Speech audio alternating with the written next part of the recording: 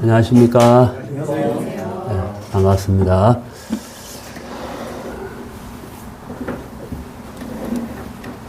네, 오늘부터 하나님을 어떻게 만나나라는 주제로 말씀을 전하게 되는데요. 총 5강입니다. 제가 이제 우리 유 목사님으로부터 5강으로 한다는 시간표를 전에 듣고 나서 고민을 많이 했어요. 이제 제가 전하는 이 집회는 사실 이제 7강이고 또 한 강당 2시간을 해야 될 분량이에요. 그래서 이제 이 5강이고 또 제가 여기 와 2시간 말씀 전할 수 없잖아요. 한 1시간 10분쯤 이렇게 해야 될 것 같은데 너무 고민이 되는 거예요. 이걸 어떻게 해야 되나. 그래가지고 성경을 펴지 않고 해야 되겠다 해서 화면에다가 말씀을 띄우도록 하겠습니다. 그리고 성경 찾는 시간을 줄이면은 시간을 좀 줄이지 않겠나. 그래서 고민하다 그렇게 만들었습니다. 네, 이해가시죠? 네. 특별한 경우가 아니면 성경을 안 찾고 화면에다가 제가 띄우도록 하겠습니다. 제가 이거 만든다 시간이 많이 걸렸어요. 일단 본문을 읽도록 하겠습니다. 성경 말씀 신약 성경입니다. 디모데후서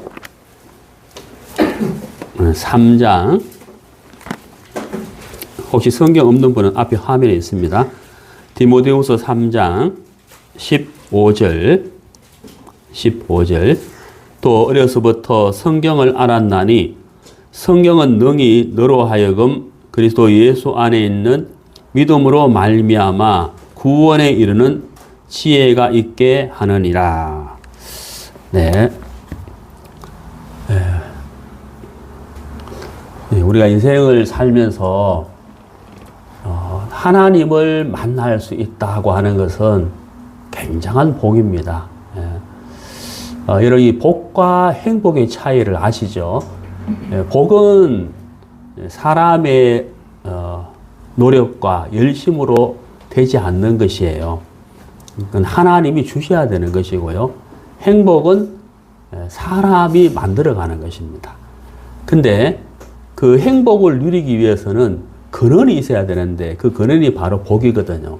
하나님이 주시는 복을 받아서 행복하게 살 수 있는 것이지 하나님이 주시지 않는 하나님으로부터 복을 받지 못한다면 행복 또한 없는 거예요. 그래서 우리가 하나님을 만난다는 것은 우리 인생의 가장 큰 문제이고 가장 중요한 것입니다. 그래서 여러분들이 5강까지 1월 5일까지 하시는 말씀을 잘 들으셔서 하나님을 꼭 만날 수 있게 되기를 바랍니다. 방금 우리가 읽은 말씀을 한번 살펴보시면은 성경을 알았나니 성경은 이렇게 되어 있습니다. 성경은 노란색으로 표시를 했는데 이제 우리나라 한글은 주어 다음에 동사가 나오지 않잖아요.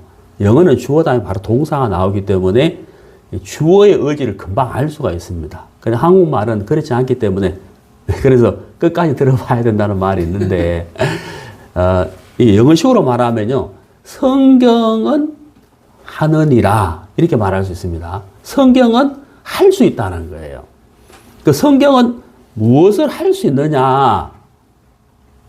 구원에 이르는 지혜를 줄 수 있다. 성경은 우리에게 구원을 받을 수 있는 지혜를 줄 수 있다. 근데 그것도 어떻게? 능히라고 되어 있거든요. 성경은 우리에게 구원을 받을 수 있는 지혜를 줄 수 있다는 거예요. 그것도 어떻게 해요? 능히. 그렇죠.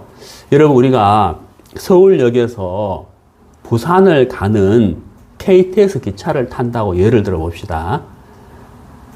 우리는 표를 끊어서 객차에 타기만 하면 돼요. 그러면 KTX 앞에 있는 기관차에 무엇이 있느냐 하면은 그 많은 승객을 태우고 2시간 반 만에 부산 갈 수 있는 능력이 있는 거예요. 기관차에게. 맞죠? 그러하듯이 성경에는 능력이 있다는 거예요. 구원을 받을 수 있는 지혜. 그 지혜를 우리에게 줄 수 있는 능력이 있다는 겁니다. 예. 자, 그런데 중요한 것이 있습니다.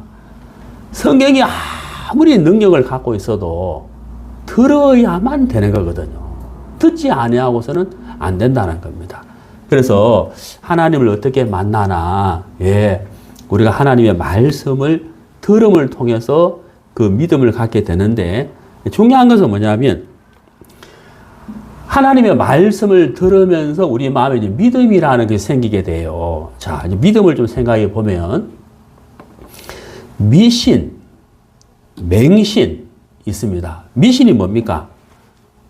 제가 중국에 선교를 했었는데 중국 사람들이 사자를 되게 싫어해요. 아파트도 1층, 2층, 3층, 그 다음 뭘까요? 5층이에요, 5층. 네, 사자를 되게 싫어해요. 왜냐하면 죽을 사자, 네, 1, 2, 3, 4 사자하고 죽을 사자, 죽을 사자가 생각이 나가지고 중국 사람은 사자를 엄청 싫어해요.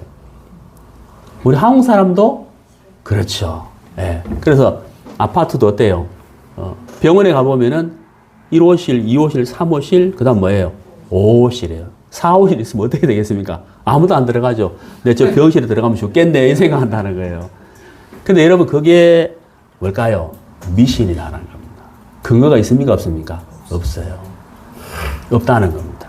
일단 맹신은 뭘까요? 맹신. 나는 저 사람 말이라면 무조건 믿어.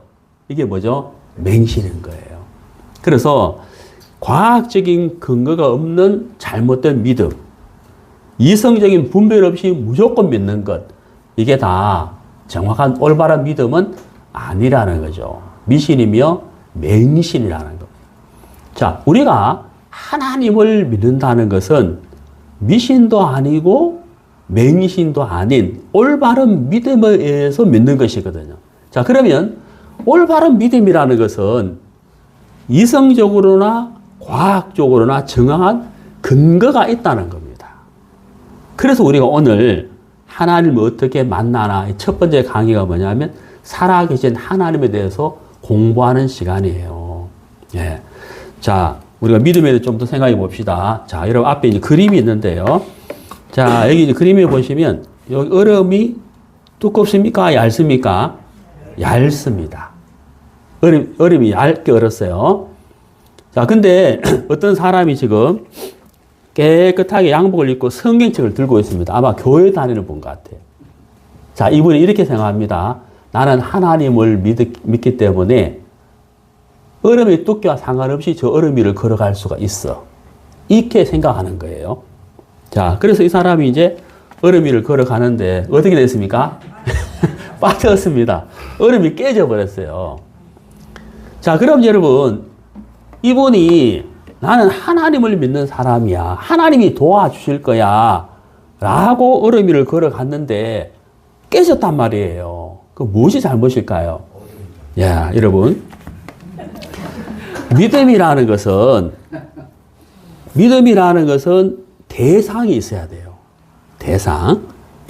믿음이라는 것은 대상이 있어야 되는데, 여기서 중요한 문제가 있습니다. 그게 뭐냐면, 내가 온전해야 되는지, 믿음의 대상이 온전해야 되는지, 이게 문제예요.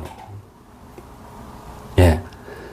이 사람이 왜 얼음 위를 걸어가다가 빠졌느냐 하면, 대상인 얼음이 온전하지가 않다는 거예요. 아주 얇게 얼었기 때문에, 살얼음이기 때문에, 이 사람이 나는 믿음이 있어 하지만, 그 대상이 얼음인데, 얼음이 아주 얇게 얻는 살얼음이기 때문에 이 사람의 몸무게를 지탱할 수가 없는 거예요. 그러니까 이 사람이 가지고 있는 믿음은 믿음이 아니라는, 올바른 믿음이 아니라는 거예요. 자, 그 다음 그림 보세요. 여기 보세요. 이 사람 이렇게 막 발을 까불면서 좀 험상궂게 생겼는데, 자, 여러분 얼음을 보세요. 어떻습니까? 두껍지 않아요. 얼음이 두껍다는 거죠. 자, 이 사람이 이렇게 얼음 위를 이렇게 강을 건너려고, 얼음 위로 걸어서 강을 건너려고 하는데, 아니, 수많은 사람들이 얼음 위에서 놀고 있는데 얼음이 깨지지 않고, 또 15톤 덤프트럭이 지나가도 얼음이 안 깨지는 거예요. 이 사람이 그걸 봤어요. 그러니까 이 사람 마음속에 무엇이 생깁니까? 믿음이 생기는 거예요. 야, 15톤 떡부터리 지나가도 안 깨지네. 그리고 믿음의 대상, 얼음이 온전하다는 표현은 맞지 않지만, 야, 두껍게 꽁꽁 얼었구나. 15톤 떡부터리 지나가도 괜찮네. 라는 것을 확인했어요. 그러니까 이 사람 마음속에 뭐가 왔습니까? 믿음이 왔다는 거예요. 그러니까 우리가 믿음은 내가 온전해야 되는 것이 아니고 믿음의 대상이 온전해야 된다는 겁니다. 그리고 우리가 이제 하나님을 믿어야 되는데 그 하나님이 어떤 분인지 우리가 알아야 되잖아요. 그렇잖아요. 그 하나님이 정말 우리에게 믿음을 주셔야 되는데 온전하신 분인지, 우리가 하나님을 믿는 방법이 여러 가지가 있습니다. 제가 조금 이따 보여드리겠지만 여러 가지가 있는데 세 가지를 말씀드린다면 첫 번째는 성경이거든요. 하나님의 말씀. 이 성경을 통해서 하나님을 알 수 있고 믿을 수가 있어요. 두 번째가 뭐냐면 하나님이 만드신 만물입니다. 이 만물을 통해서 우리가 하나님을 알 수가 있어요. 세 번째는 뭐냐면 하나님의 아들 예수님. 그분은 2000년 전에 이 땅에 33년을 사셨기 때문에 그 예수님을 통해서 하나님을 알 수가 있습니다. 자, 여러분. 일반적으로 보통 사람들은 이런 생각을 합니다. 하나님이 어디 있어? 그렇게 말을 하는 이유는 뭐냐면 하나님이 눈에 보이지 않기 때문이거든요. 근데 우리가 알아야 할 것이 있는데 보이는 것이 있고 보이지 않는 것이 있는데 보이는 것이 약 22%라는 겁니다. 보이지 않는 것이 78%라는 거예요. 하나님이 어디 있어? 눈에 보여야 믿지.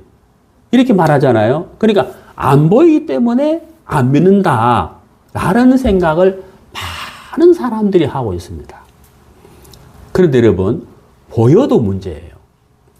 자, 제가 여러분 눈에 보이죠? 여러분도 제 눈에 보입니다. 그리고 수많은 사람들이 지나가고 있고 수많은 사람을 우리가 만나잖아요. 그럼 여러분, 보이는 사람을 믿을 수 있습니까? 여러분, 사람은요, 말과 마음을 다르게 할 수 있어요. 사람은 그래, 사람은. 그러니까 내 마음에 A라는 사람이 너무 미운데 말은 이렇게 할 수 있습니다. 사랑해, 이렇게 말할 수 있습니다. 그렇습니까? 안 그렇습니까? 사람은 그렇잖아요. 그러니까 보여도 문제라는 거예요. 마음과 말을 다르게 할 수 있는 게 사람이기 때문에 보인다고 해서 믿어지는 것이 아니라는 거예요. 그러니까 우리가 관념을 버려야 돼요. 보이지 않기 때문에 믿을 수 없다. 그게 아니라는 거예요. 보여도 문제예요. 예, 보여도 문제라는 겁니다. 그래서 우리가 믿음의 대상이 온전해야 된다는 거예요. 왜 우리가 사람을 못 믿습니까? 그 사람이 온전하지 않기 때문이거든요. 말과 마음이 일치하는 것을 평생 봤을 때 우리가 믿음이 생기지, 말과 마음이 은행이 일치하지 않는다면 우리가 그 사람 못 믿잖아요. 그렇지 않습니까? 그래서 여러분, 보이지 않기 때문에 믿지 못하겠다 라는 관념을 여러분 내려놓으시고, 하나님이 보이지 않지만 하나님을 믿을 수 있는 여러 가지 근거가 있는데 그 과학적인 근거를 여러분 잘 들어보시면서 아, 정말 하나님이 살아계시는구나 하는 것을 아시고 믿음을 가지셔야 된다는 거죠. 보이지 않기 때문에 믿을 수 없다라는 생각은 틀린 것입니다. 보여도 문제라는 거죠.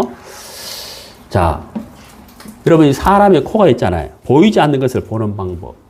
코는 뭐 합니까? 후각, 냄새를 맡잖아요. 향기를 맡는다는 거죠.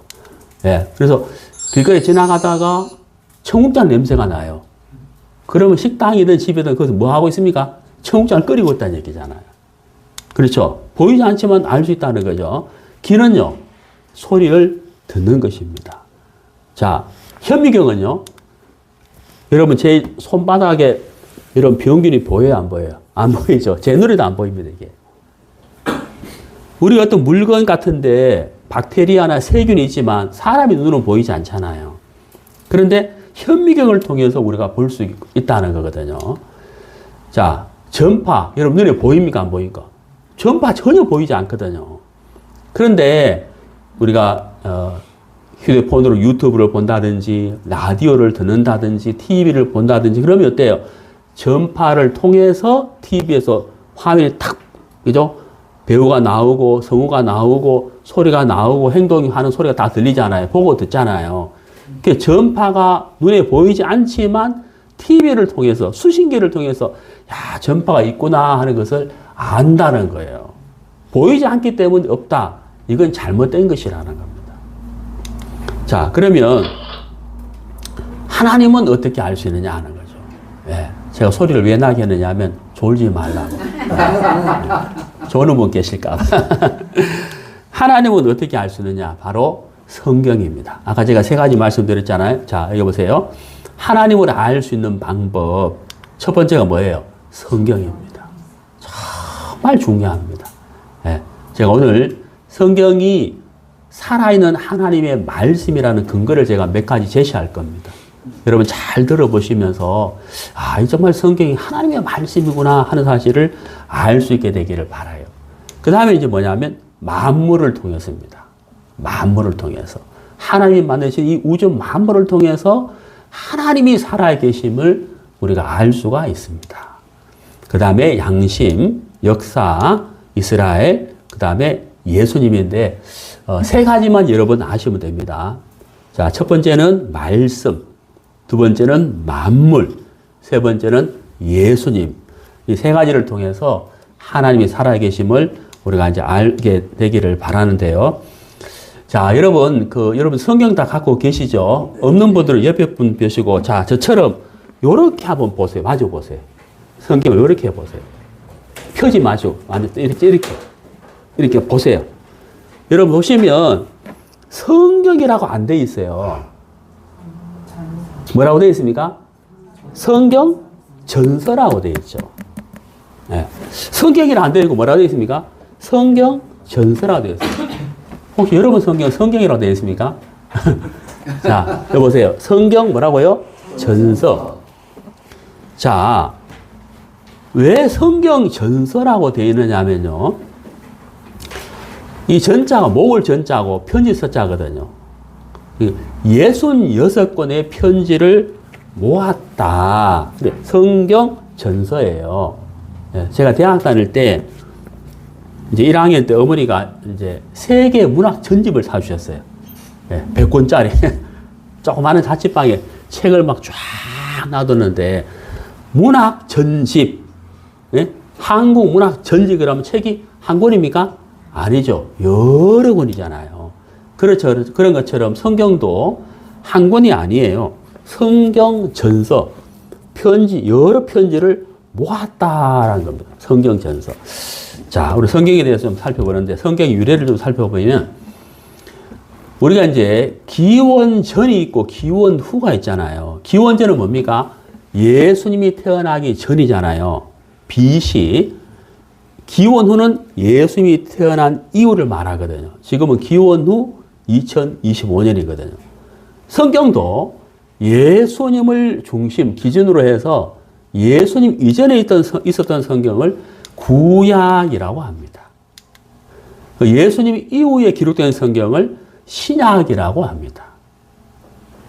여러분, 이제 제가 이 시간 이후에 드릴 말씀을 이해하려면 이걸 잘 들으셔야 이해할 수 있어요. 요거 참 중요합니다. 잘 들어보세요. 자, 예수님을 중심으로 이전에 쓰였던 성경을 구약이라 하는데 예수님 이후에 기록된 말씀을 신약이라 하는데요.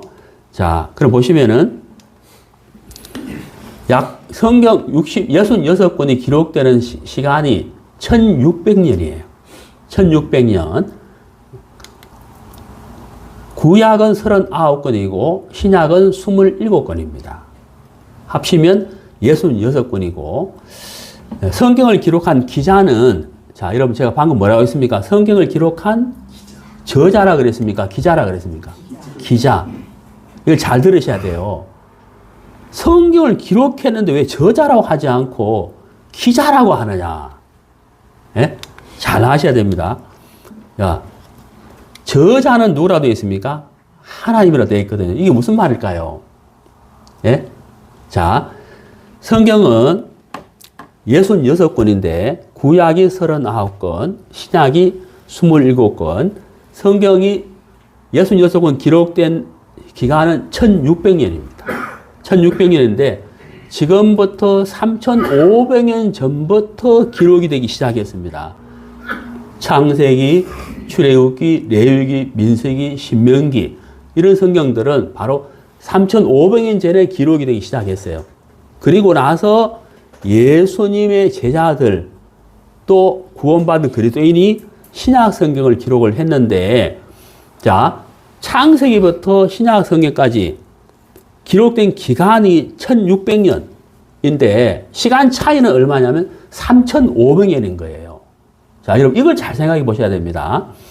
여기 보시면은 기록한 기자들이 직업이 어부도 있었고 학자도 있었고 의사도 있었고 왕도 있었어요. 그리고 3500년이라는 시간은 굉장한 시간 차이거든요. 자, 예를 들어 볼게요. 자, 여러분 이수신 장군 여러분 아시죠? 잘 아시죠? 이수신 장군하고 여러분하고 시간 차이가 약 한 400년 차이 나요. 그러면 지금 우리가 예를 들어서 이수신 장군을 우리가 만났다 해봐요. 만났습니다.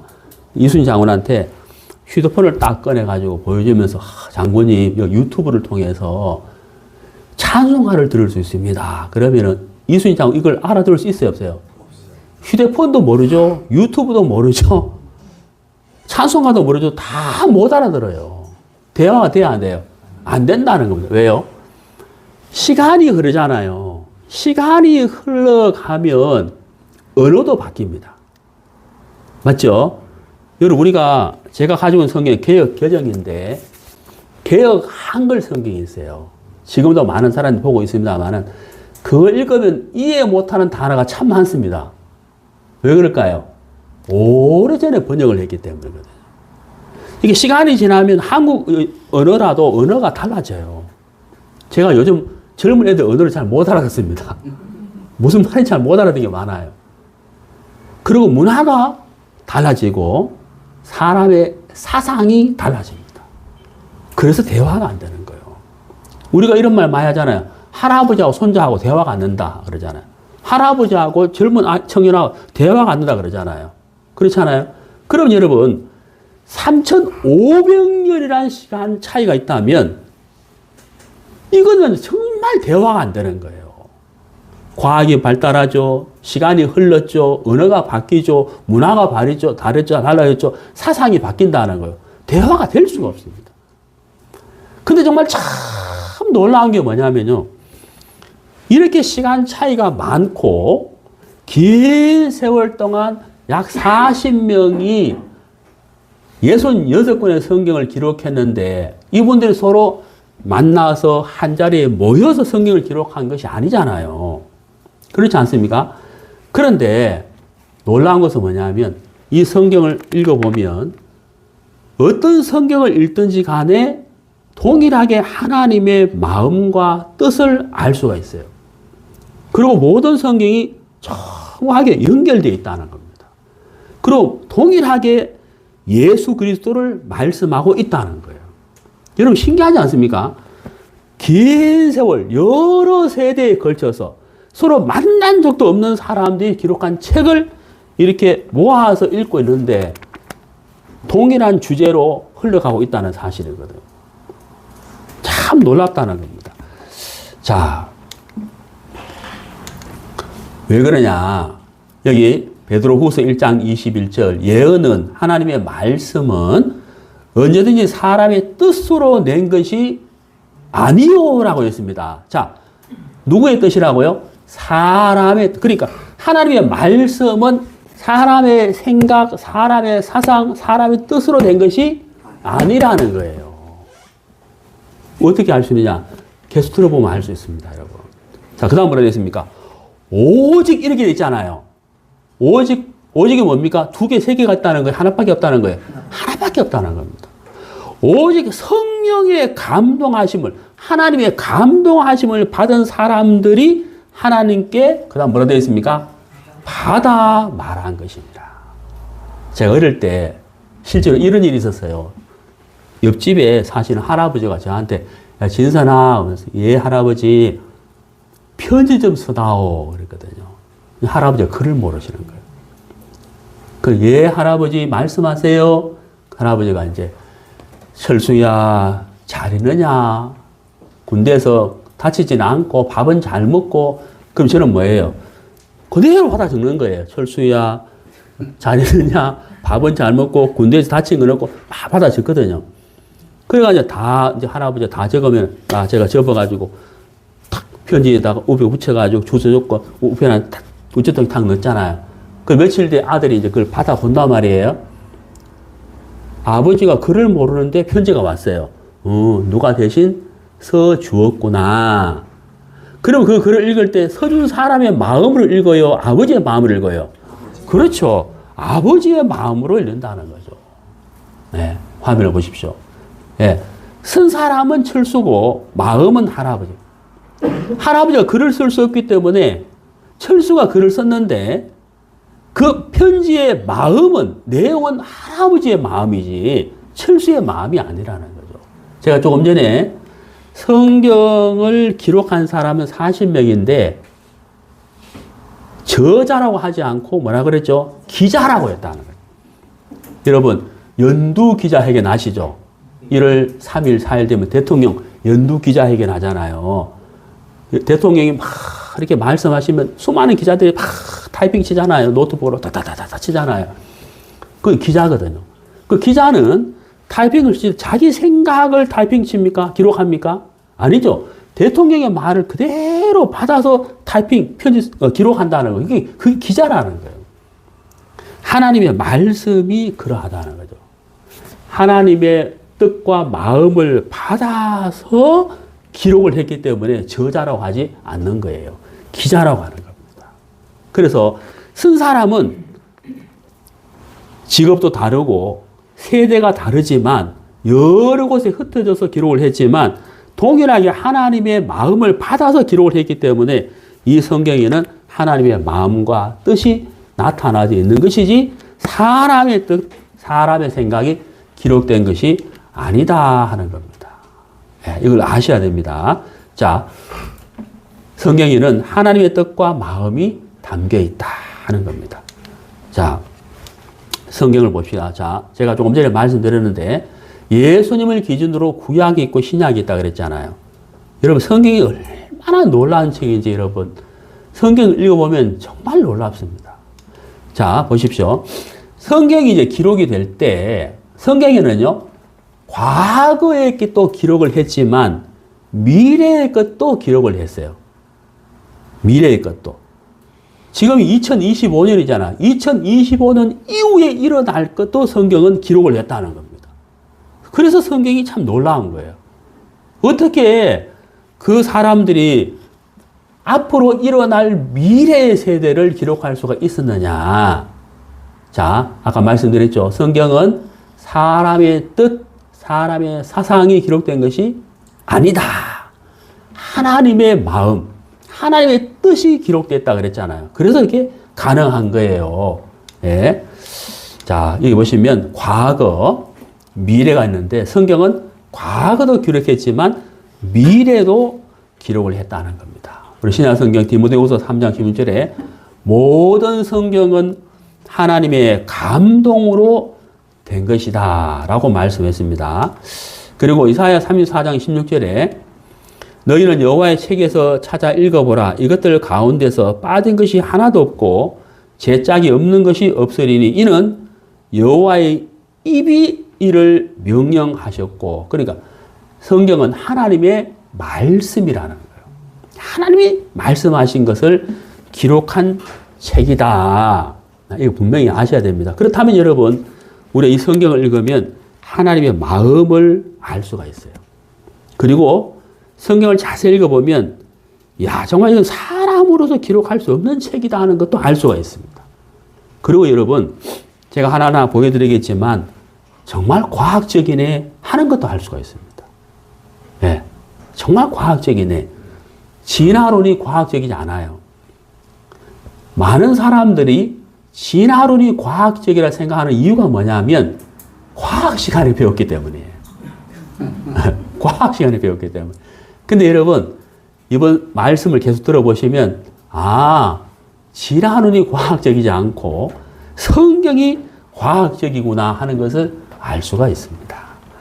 자, 그럼 이제 하나하나 살펴보겠습니다. 이사야 53장 5절, 6절 말씀을 제가 화면에 띄웠는데요.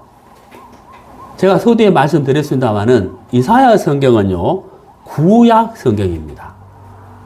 예수님을 기준으로 약 700년 전에 기록된 성경이에요.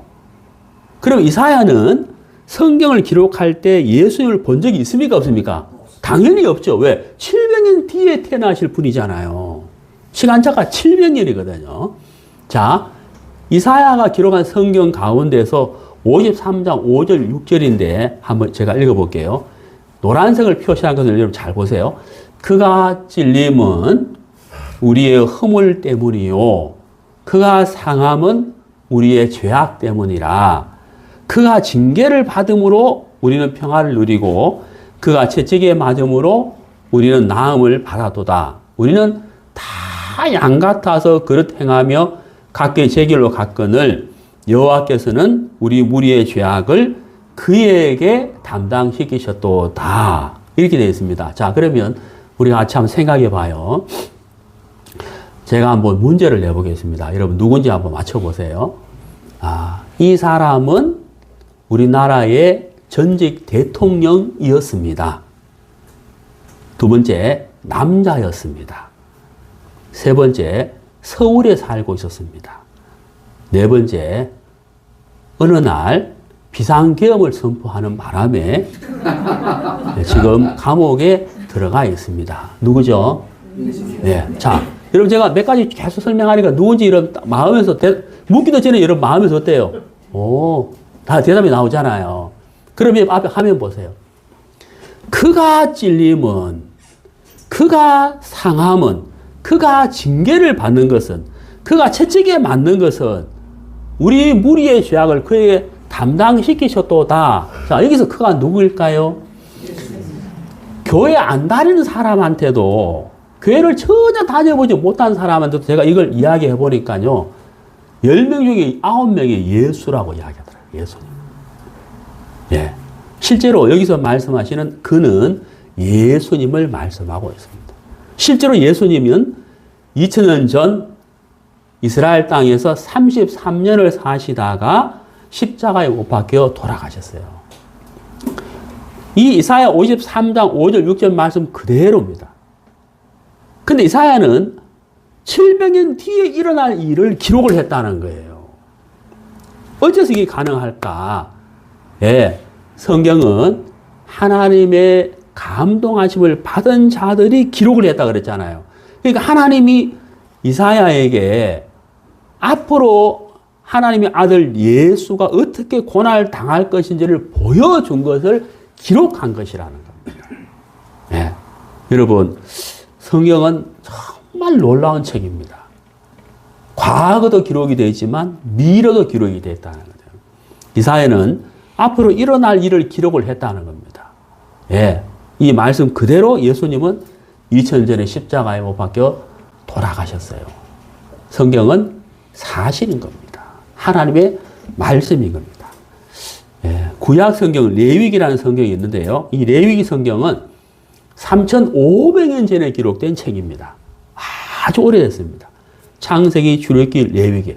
모세라는 선지자가 있었는데요. 그 모세라는 분이 기록했습니다. 예. 이 레위기 15장 2절에 보면 이런 말씀이 있어요. 누구든지 그의 몸에 유출병이 있으면, 피를 흘리는 병이 있으면 그 유출병으로 말미암아 부정한 자라 해라. 그가 앉았던 자리도 부정하고 침상에 접촉하는 자는 그의 옷을 빨고 물로 몸을 씻으라 라고 했습니다. 여러분, 제가 국민학교 다닐 때, 초등학교라 그러죠. 국민학교 다닐 때 운동장에서 막 뛰어놀다가 막 목이 마르면 다다다다 짜가지고 수도꼭지를 탁 틀고 막 마신 적이 있어요. 그때는 뭐 정수기 그런 거 없었습니다. 그리고 손 씻어야 된다는 것 의식이 또 별로 없었어요. 근데 시간이 지나면서 우리나라에 보건의식이 강해지기 시작했어. 사람의 의식이 있어요. 보건의식. 그래서 외출하고 돌아오면 반드시 뭐 하라? 손을 씻어라. 우리가 며칠 전에 코로나19 있었잖아요. 그때 방송이 계속 이야기하죠. 뭐 씻어라? 손을 씻어라 그러잖아요. 여러분, 왜 손을 씻어야 됩니까? 우리가 밖에 나가서 물건을 만지고 사람들과 접촉하고 이것저것 막 하면 손이 여러 곳과 접촉하잖아요. 그러면 손에 뭐가 묻습니까? 병균이 묻는다는 거예요. 그 병균 묻은 손으로 어때요? 코도 만지고 입도 만지고 그러면서 어때요? 병균이 몸속으로 들어가는 거예요. 그래서 손을 씻으라 그러잖아요. 손을.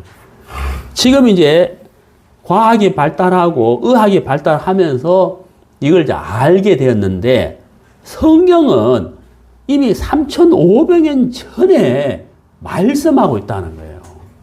눈에 보이지 않는 병균이 접촉을 통해서 전염이 된다는 것을 하나님이 아셨기 때문에 레위기 15장에 이렇게 말씀을 하셨다는 겁니다.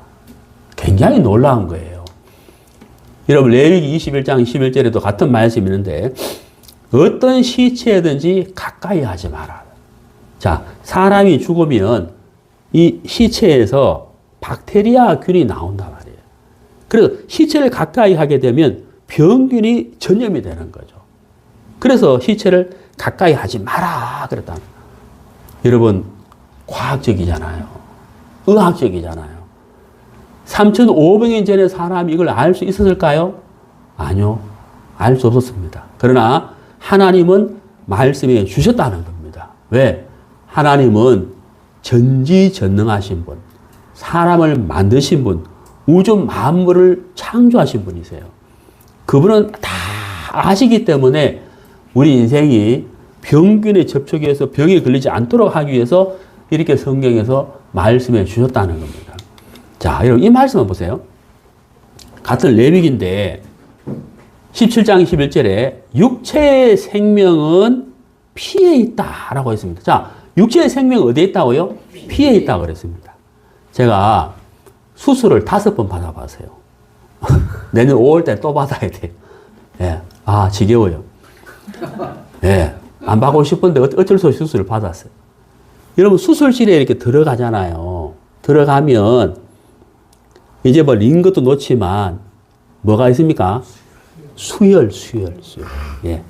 수혈. 왜냐하면 수술할 때 피를 많이 흘리면 안 되기 때문에 위험할 수가 있기 때문에 수혈할 준비가 되어 있어요. 육체의 생명은 피에 있다고 레위기 17장은 말씀하고 있는데 레위기는 지금부터 3,500년 전에 기록된 책이에요. 이 당시에 과학과 의학이 발달하지 않은 시대였다는 거예요. 여러분 참 안타까운 일이 하나 있는데 한번 보세요. 미국 초대 대통령이 누구냐면 조지 워싱턴이에요. 이분이 1799년 12월 12일 날 말을 타고 산책을 하다가 감기가 걸렸어요. 예, 인후통, 호흡곤란이 왔어요. 근데 이 당시의 의학 수준이 어떠했느냐면요.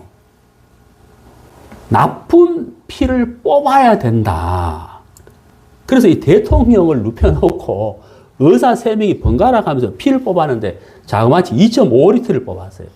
2.5리터는요, 사람 몸의 피의 40%. 죽었어요. 쇼크사로 죽었어요. 쇼크샷. 그러니까 조지 워싱턴 대통령이 죽은 것은 질병 때문에 죽은 것이 아니고 잘못된 치료로 죽은 거예요. 굉장히 안타깝죠? 지금 같으면 죽겠어요? 안 죽겠어요? 안 죽죠. 지금 얼마나 의학이 발달했습니까? 사람 몸의 40%의 피를 뽑아버렸어요. 예, 3일 만에 죽어버렸거든요. 실제입니다. 사실이에요. 너무너무 안타까운 일이잖아요. 그것도 대통령인데. 예. 여러분, 근데 성경은 뭐라고 이야기했습니까? 3,500년 전에 기록된 레위기 17장 11절은 정확하게 육체의 생명은 피에 있다. 라고 말씀하고 있는 거예요. 자, 여러분, 성경은 사실이다 하는 겁니다. 성경은 사실인 겁니다. 자, 지구에 대해서 한번 생각해 봅시다. 지구의 모양. 옛날 사람들은 지구를 어떻게 생각했을까요? 예. 평평하다고 생각했다는 겁니다. 앞에 그림 보세요. 그래, 바다 끝까지 가면 뭐가 있다고 생각했을까요? 낭떠러지가 있다고 생각했잖아. 실제. 근데 여러분, 제 고향이 포항인데, 제가 이제 바닷가에 자주 갔단 말이에요. 우리가 이렇게 바다를 이렇게 쭉 보면 수평선이 있잖아요. 그러니까 사람의 눈에는 바다 끝에 낭떠러지가 있는 것처럼 생각이 되고 보여져요. 예. 네. 누구의 눈에는요? 사람의 눈이에요, 이게. 그 사람이 보이는 대로 믿으니까 바다 끝에는 낭떠러지가 있을 것이라고 생각했다는 거예요. 그 옛날 사람이 생각한 지구의 모양입니다.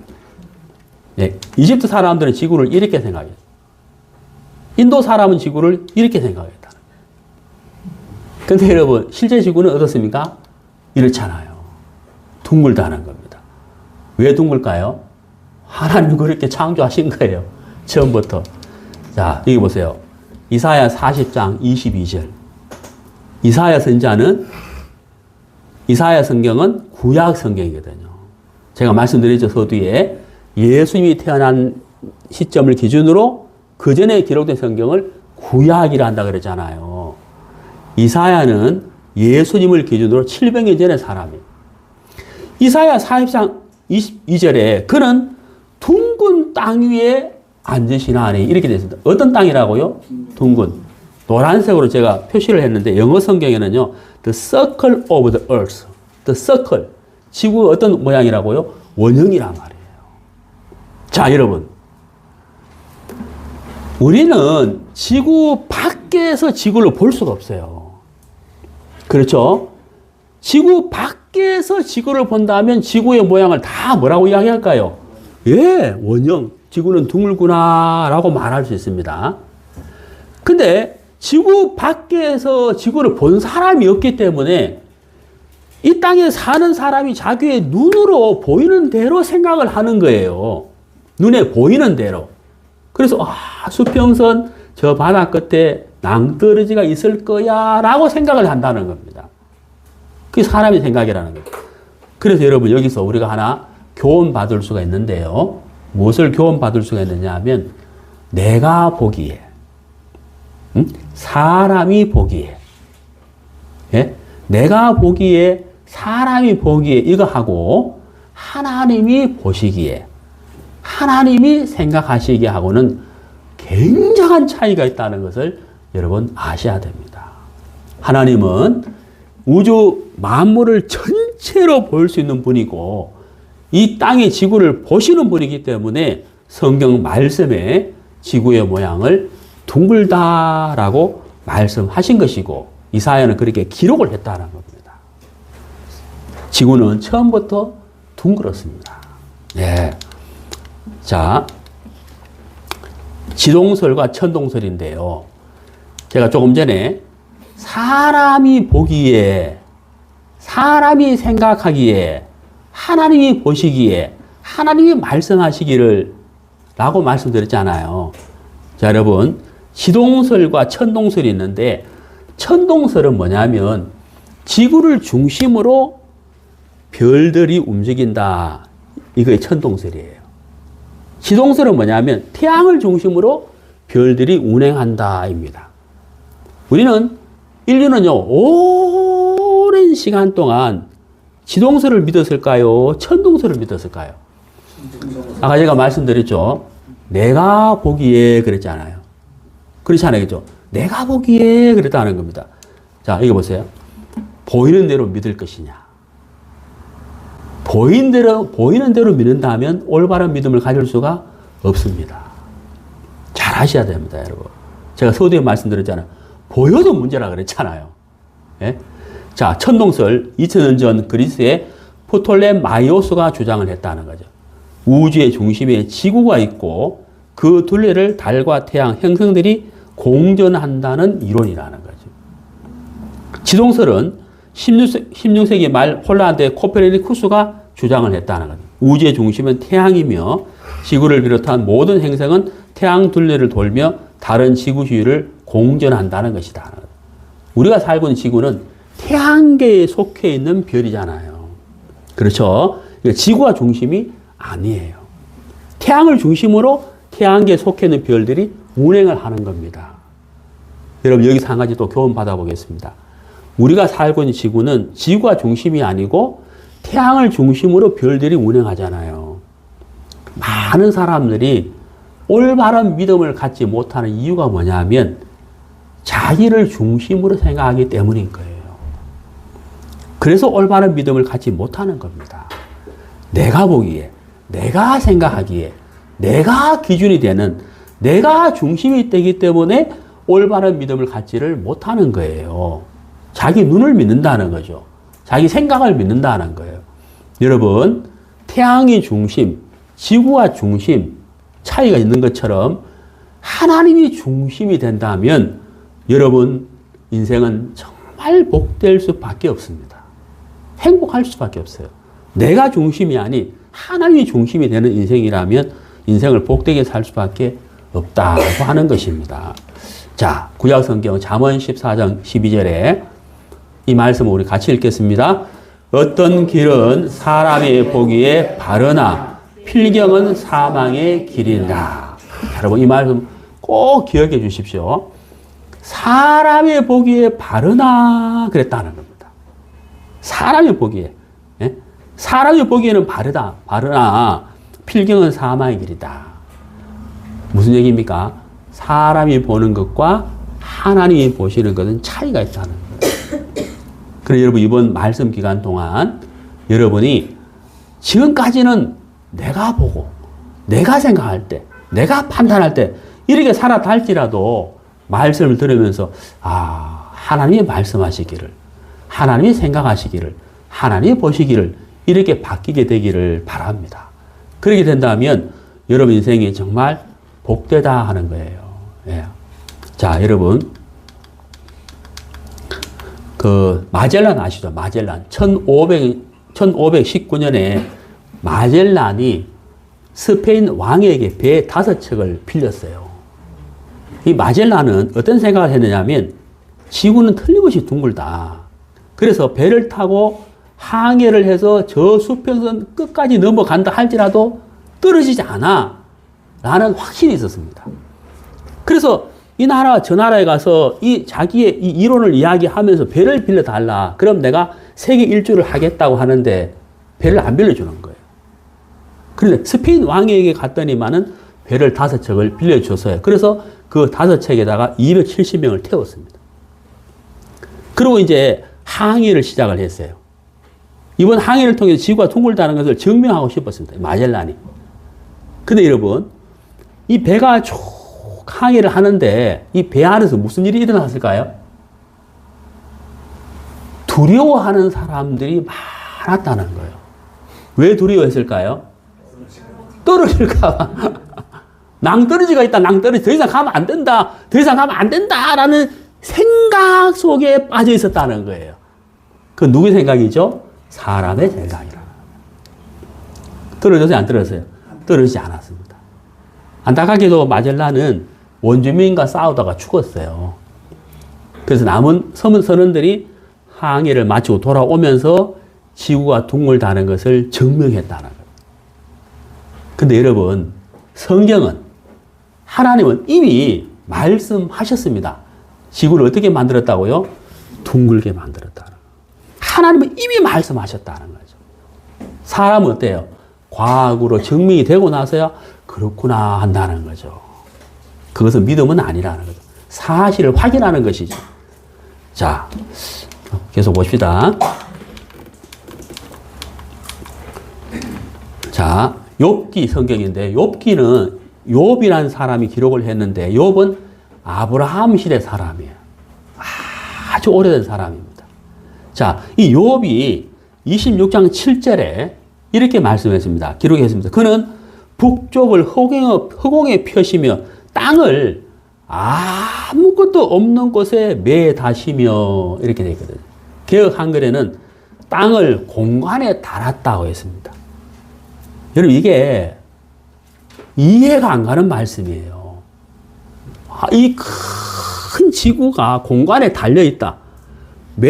어떤 받침대가 있는 것도 아니고 지지대가 있는 것도 아니고 공간에 달려있다. 이게 이해가 안 가잖아요. 여기 보십시오. 이게 글자 잘 안 보일 겁니다. 맨 위에 보시면 과거에는 지구가 무엇인가 고정되어 있다는 생각이 지배적이었다. 이렇게 보이세요? 맨 위에? 네. 지배적이었다는 거예요. 이런 생각은 이집트의 천문학자 톨레미가 제안한 이론 때문에 생긴 것인데 이렇게 쭉 나오잖아요. 쭉 내려가시다가 보세요. 중간에 그러나 1544년 폴란드 천문학자 코페르니쿠스는 혹성의 운동과 지구의 회전에 관한 새로운 이론을 발표하였다. 근데 과학이 이제 발달하면서 아니야, 이 지구는 허공에 있어. 허공에 있어라는 것이 이제 서서히 이제 밝혀지기 시작했다는 겁니다. 그런데 이 코페르니쿠스가 이런 이론을 이야기했을 때 이게 보십시오. 심한 반대에 부딪혔다 그러잖아요.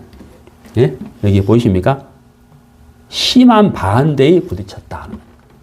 왜? 눈에 안 보이는 거든. 보이는 대로 믿으려 하기 때문이라는 거예요. 근데 여러분, 요 맨 밑에 보세요.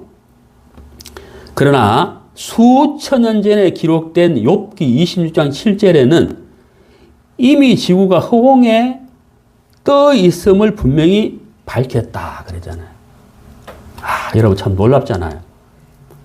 욥기 26장 7절에 하나님은 이미 말씀하셨다는 거예요. 하나님이 이렇게 성경에 말씀할 수 있는 이유는 하나님이 그렇게 만드셨기 때문이라는 거예요. 사람들 과학이 발달해서야 아는 것이잖아요. 자, 히브리서 1장 3절입니다. 하나님의 영광의 광채시요 그 본체의 형상이시라. 그의, 그 다음 잘 보세요. 능력의 말씀으로 만물을 붙드시며 이렇게 되어 있습니다. 자, 지구가 허공에 떠 있어. 이렇게 큰 지구가 허공이 떠 있을 뿐만 아니고 자전과 공전을 하잖아요. 태양을 중심으로 막 돌고 있단 말입니다. 이게 어떻게 가능하냐? 히브리서 1장 3절에 하나님은 능력의 말씀으로 붙들고 있다. 이렇게 말씀하고 있습니다. 이게 답이에요. 능력의 말씀으로 만물을 붙들고 있다고 하는 것입니다. 굉장히 놀라운 것이잖아요. 자, 히브리서 3장 4절. 집마다 지은 이가 있으니 만물을 지으신 이는 누구시라고요? 하나님이시다. 하나님이 만드셨다는 거죠. 하나님이 만드셨기 때문에 구약 성경 레위기 오래된 책이잖아요. 그 3,500년 전에 기록된 그 책에 손을 뭐라고? 씻으라. 시체와 접촉하지 마라. 유출병이 있는 자가 앉았던 자리도 부정하다. 옷도 부정하다. 물로 씻어라. 하나님이 그렇게 말씀할 수가 있었다는 겁니다. 그리고 여기 보십시오. 구약성경 이사야 45장 18절 말씀인데요.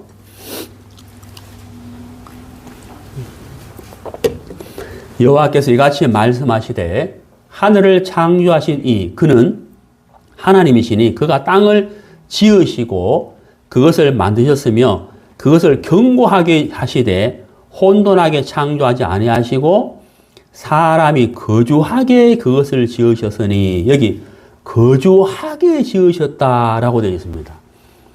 아, 저는요 이 말씀 보면서 참 하나님의 그 사랑과 은혜를 느낄 수가 있었습니다. 여러분, 우리가 지금 산과 들을 보면 어때요? 참 예쁘잖아요. 이제 그 푸른 잎이 단풍이 져가지고 알록달록 하잖아요. 그리고 5월, 6월 되면 초록이 막 우거지잖아요. 여러분, 이런 생각 해보셔서 저는 이런 생각 해봤는데, 만약에 잔디 색깔이 붉은색이다. 네? 풀이 붉은색이다. 나뭇잎이 붉은색이다. 라는 생각 해본 적 있습니까? 저는 그런 생각을 해봤어요. 그럼 여러분 눈이 마음이 편안하겠습니까? 그런 생각 안 해보셨어요? 저는 그런 생각 해봤거든요. 사람의 눈이 가장 편안한 색깔이 어떤 색깔이에요? 푸른색이에요. 초록색. 참 신기하잖아요. 산과 들, 예? 하늘, 바다, 심지어 잡초까지도 어떤 색이에요? 다 초록색이거든요. 사람의 눈이 편안한 색깔. 자, 여러분, 수술실에 제가 수술 5번 받았다 그랬잖아요. 수술실에 의사가 입은 가운 색깔이 어떤 색일까요? 녹색이죠. 근데 만약에 의사의 가운색이 검은색이라 생각해봐요. 그리고 수술실에 들어가는 환자가 뭔 생각하겠습니까? 오늘 내 장례식이네. 장례식이네. 네? 빨간색이면 오늘 피 엄청 흘리겠네. 두렵다는 거예요. 왜 녹색일까요? 환자의 마음을 편안하게 해주려는 거죠. 다 이유가 있다는 거예요. 여러분, 우리가 살고 있는 이 지구에 공기가 있잖아요. 공기. 공기의 성분이 질소가 78%, 산소가 21%예요. 이 비율이 깨지면 어떻게 될까요? 예, 숨쉬지 못합니다. 하나님이 정확한 비율로 공기를 만드셨어요. 그리고요, 우리가 살고 있는 이 지구가 태양과 가까워서도 안 되고 멀어서도 안 돼요. 우리가 살기에 가장 적당한 위치에 태양과 지구가 있다는 거예요. 여러분, 화성 아시죠? 화성. 경기도 화성 말고. 화성. 화성의 온도가요, 영하 60도예요. 수성 아시죠? 수성. 수성, 태양 쪽에 있는 수성은 430도예요. 태양과 반도 쪽에 있는 온도는 영하 180도입니다. 사람이 살 수가 없습니다. 우리가 살고 있는 지구 보세요. 정말 놀랍지 않아요? 네? 숨쉬기 편하잖아요. 너무 좋잖아요. 여러분, 이 지구가요, 공전을, 태양을 중심으로 공전을 하는데 1초에 29.78, 약 30km의 속도로 달리거든요. 1초에 30km. 시속 10만 7천 km예요. 굉장히 빠른 속도로 운행을 하고 있잖아요. 여러분 지금 어지러워요, 안 어지러워요? 여러분 차 탈 때, 차를 타잖아요. 차 타는데 운전하시는 분이 시속 150km 밟으면 어때요? 여러분 편안해요? 막 불안하죠, 불안해. 100만 넘어가면 좀 불안해 하잖아요. 그러면 손이 자연스럽게 어때요? 손잡이 잡잖아요. 안전벨트 확인하고, 좀 천천히 가요. 이런단 말이에요. 지금 10만 7천 킬로의 속도로 달리고 있는데 전혀 어지럽지 않잖아요. 느낌이 있어요, 없어요? 없단 말이에요. 신기하지 않아요? 하나님이 능력의 말씀으로 붙들고 있다는 거예요. 하나님이 지구를 만들 때 어떻게 만들었다고요? 거주하게, 사람이 거주할 수 있도록 지으셨다는 거죠. 참 신기하지 않습니까? 놀랍다는 거죠. 자, 욥기 36장. 욥은 아브라함 시대 사람이라 그랬죠. 여기 욥기 36장에 보면요, 30절에 보라, 그가 번갯불을 자기의 사면에 펼치시며 바다 밑까지 비치시고 이런 것들로 만민을 심판하시며 음식을 풍성하게 하시느니라. 여러분, 번개하고 음식하고 상관관계가 없다고 생각이 들잖아요. 번개하고 음식하고 무슨 상관이 있겠어요? 우린 그래 생각한단 말이에요. 근데 여러분, 사실 그렇지 않습니다. 우리는 어릴 때 번개가 치면 무서워했잖아요. 마치 심판하는 것처럼. 근데 이 번개가 굉장히 중요한 일을 합니다. 여기 말씀에 음식을 풍성하게 한다 그랬거든요. 번개하고 음식하고 상관관계가 있다는 이야기예요. 앞에 보십시오. 번개는 생명체의 최대 질소원이다. 자, 제가 이 신문에 글자가 잘 안 보이니까 작은 것이 여기 크게 옮겨놨는데요.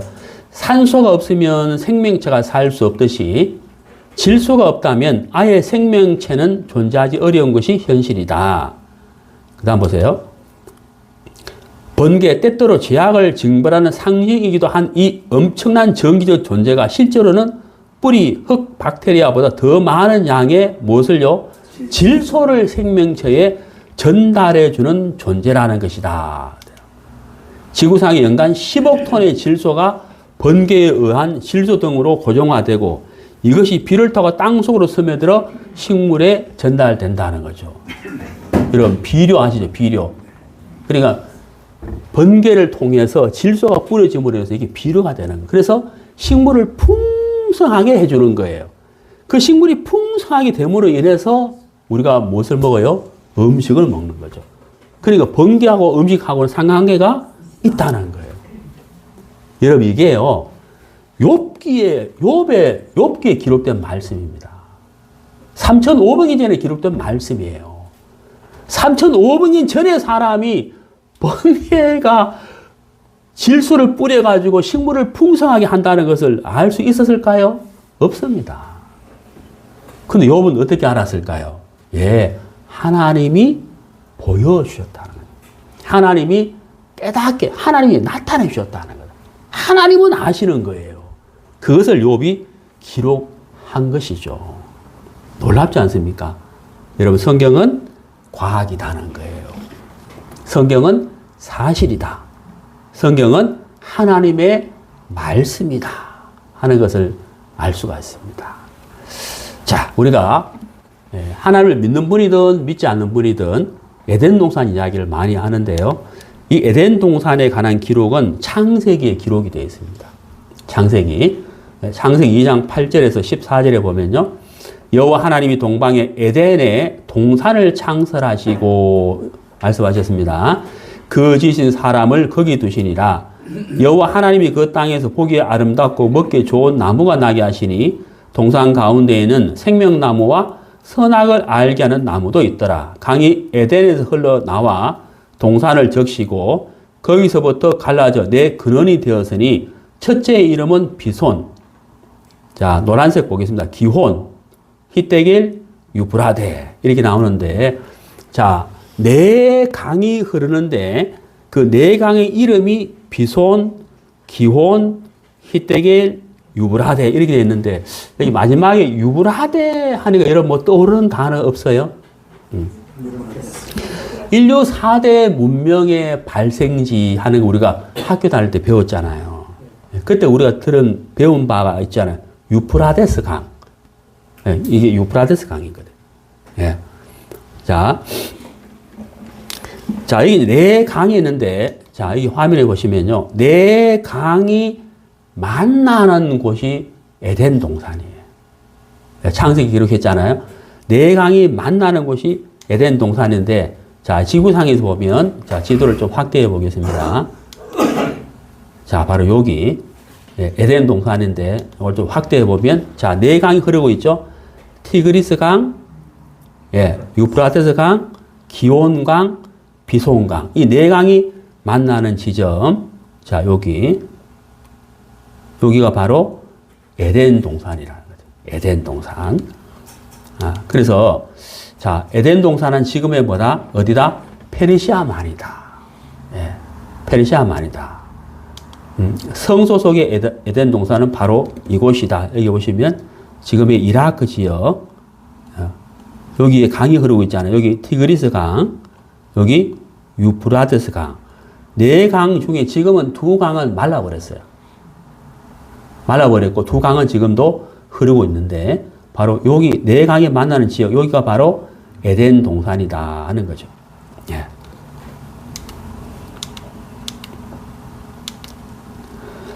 사하라 사막 지하에 거대한 강이 있다 그러죠. 예. 에스겔서에 보면요, 제가 여기 적지는 않았는데 에덴 동산이 지하로 내려갔다라고 되어 있어요. 예. 그래서 지하로 내려갔기 때문에 그 에덴 동산 지역에 뭐가 많이 나냐면 석유가 많이 나는 거예요. 왜냐하면 동물들의 시체와 식물들이 잠겨 있기 때문에 여기서 이제 석유가 많이 나는데, 사하라 사막 지하에 거대한 강이 있었다는 것은 옛날 에덴 동산 지역이었다는 것을 말해주고 있는 거거든요. 네. 지금 인공위성 과학이 발달해가지고 이것을 밝혀냈다는 겁니다. 자, 영상을 하나 보시겠습니다.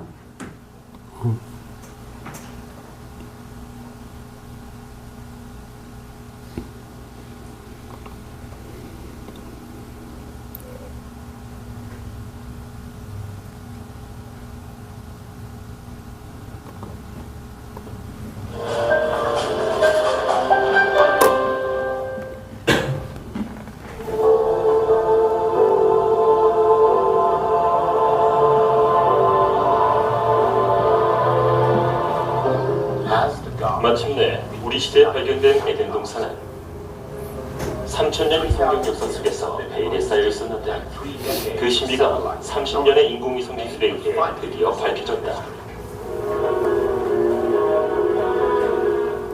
성경에서는 에덴 동산의 위치가 이곳의 근원. 아유, 죄송합니다.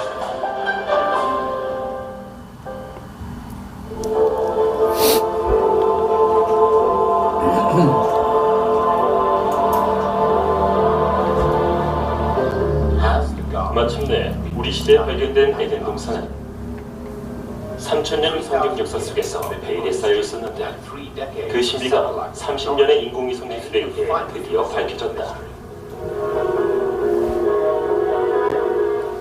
성경에서는 에덴 동산의 위치가 이곳의 근원이 되는 티그리스 강과 유프라테스 강과 다른 두 개의 강인 비손강과 기욤강이 있는 곳이라고 묘사되어 있다. 그런데 문제는 현재 터키에 흐르고 있는 티그리스 강과 유프라테스 강은 시리아와 이라크에서부터 오는 강들과 근원이 다르다는 것이다. 그리고 그곳에 비손과 기욤강은 현재 존재하지 않다는 것이다. 그러나 고고학자인 지오로스 자린 교수는 이 수수께끼를 풀 수 있다고 믿었다. 그는 1971년에 최초의 고대 인류 발생지를 찾기 위해 아라비아 반도를 여행하였다. 그리고 그는 사우디아라비아가 과거에 항상 사막은 아니었음을 밝혀내었다. 고대에는 아라비아가 지금보다 훨씬 물이 풍부했을 것입니다. 티그리스와 티그리스 강이 외디 버튼 델타, 즉 아라비아의 배꼽인 지점으로 흘러서 만납니다. 실은 놀라고 엄청난 강의 흐름이 아라비아 지역에 물을 공급하였고 북동 아라비아까지 전개되었습니다. 그래서 저는 공학적, 지리학적인 측면에서 더욱더 초점을 맞추기 시작했습니다. 연구 과정에서 자린 교수는 인공위성에서 찍은 사진을 토대로 땅의 지형을 밝혀내게 되었다. 이것은 놀라운 발견이었다. 이 사진을 통해 화석화된 두 개의 강을 발견할 수 있었다. 지금은 말라버린 강들이다.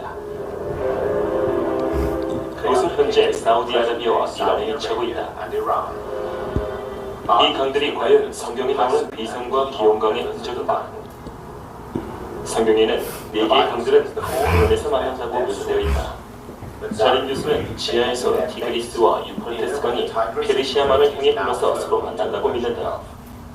현재 이들의 강들은 같이 만나고 있지는 않지만 과거에 해수면이 아주 낮았을 때에는 서로 만났을 것이라고 한다. 네 개의 강들이 모두 흘렀을 때의 상황은 6, 7천 년 전에는 창세기에 묘사된 것처럼 물고기와 자원과 물이 풍부했을 것입니다. 그래서 처음에는 페르시아만의 시작점인 에덴 동산에 위치했던 곳이고 하나가 네 개의 강으로 나눠졌다고 말할 수 있습니다. 자린 교수팀은 계속해서 아담과 이브와 에덴 동산에 무슨 일이 있었는지 밝혀내었다. BC 6000년경의 해수면은 지금보다 적어도 150m 정도는 낮았던 것이다.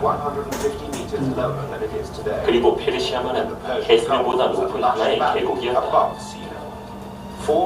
네 개의 강들은 강 쪽으로 흘러서 마침내 하나의 강과 만나게 되는데 이 지점이 비옥한 땅, 바로 성경이 나오는 에덴 동산이라고 말할 수 있다.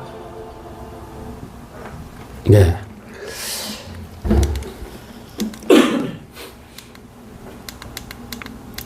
네, 여기 보시면 5천 잠깐만요. 마우스를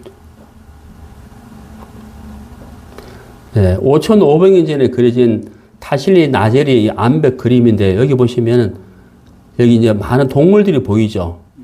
보이지 않습니까?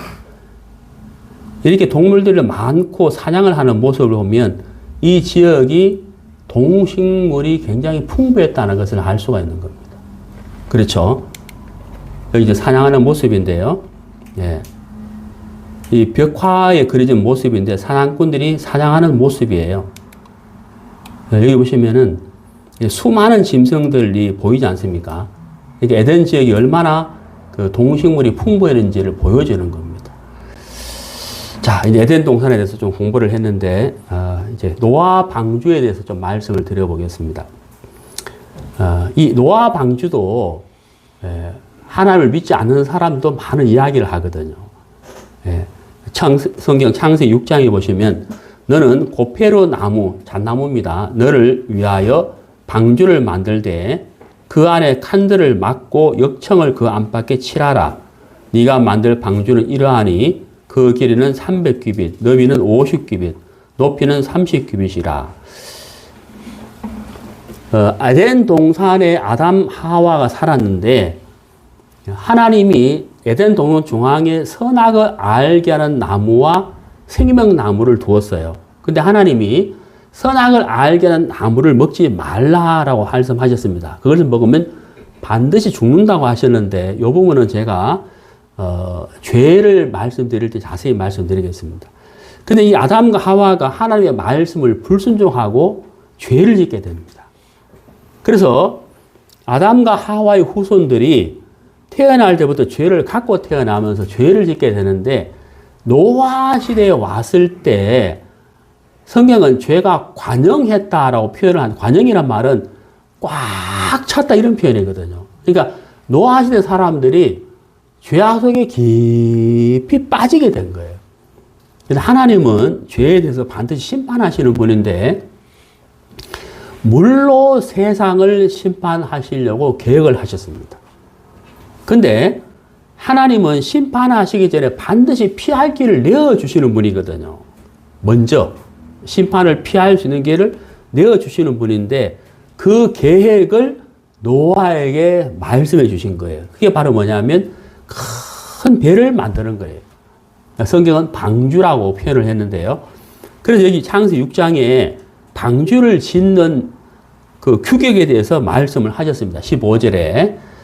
그리고 18절에 보면 그러나 너와는 내가 내 언약을 세우리니 너는 내 아들들과 내 아내와 내 며느리들과 함께 방주로 들어가고 혈육 있는 모든 생물을 너는 각기 암소 한 쌍씩 방주로 이끌어들여 너와 함께 생명을 보존하게 하되. 자, 방주를 만들어서 방주 안에 동물들 암소 한 쌍씩 들어가고 노아의 가족도 들어가고 이 안에 들어가는 사람들은 누구든지 심판을 피할 수 있다.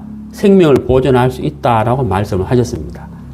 그리고 이제 7장 11절 12절에 보면 노아가 600세 되던 해 둘째 달 곧 그 달 11의 날이라 그날에 큰 기품의 샘들이 터지며 그랬거든요. 여기 기품의 샘들이 터지며 이 말은 땅의 지층이 흔들려서 땅에서 물이 솟아나왔다 이 말입니다.